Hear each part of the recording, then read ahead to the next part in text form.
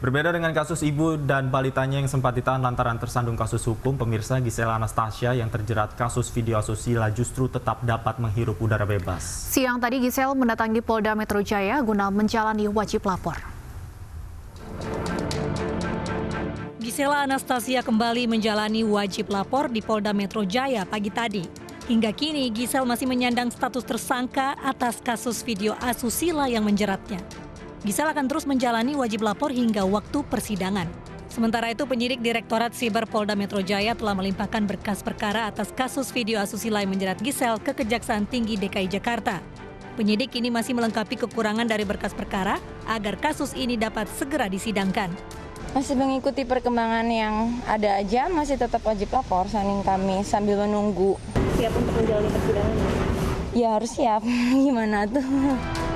Dalam kasus video asusila, Giselle dijerat dengan pasal berlapis, yakni pasal 4 ayat 1 Jungto pasal 29, serta pasal 8 Undang-Undang Nomor 44 Tahun 2008 tentang pornografi dengan ancaman hukuman maksimal 12 tahun penjara. Dari Jakarta, Nadia Valeri, Eko Miyadi, San Sutrisno, iNews melaporkan. Ya, artis Giselle Anastasia bisa bernafas lega setelah penetapannya sebagai tersangka tidak berujung pada penahanan. Penyidik tidak menahan Giselle karena alasan kemanusiaan dan Giselle dinilai kooperatif.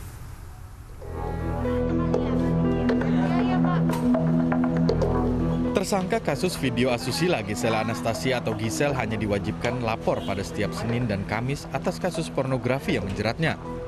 Hingga saat ini Giselle mengaku masih akan mengikuti tiap proses hukum dan belum mengetahui sampai kapan akan menjalani wajib lapor. Namun Giselle mengaku khawatir ditahan karena berkas perkara kasus yang menjeratnya sudah dilimpahkan Polda Metro Jaya ke Kejaksaan.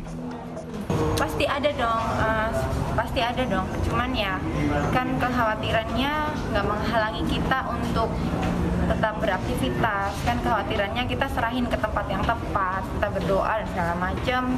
Percaya aja jalan yang terbaik, berbuat yang terbaik mulai dari sekarang sampai ke depan.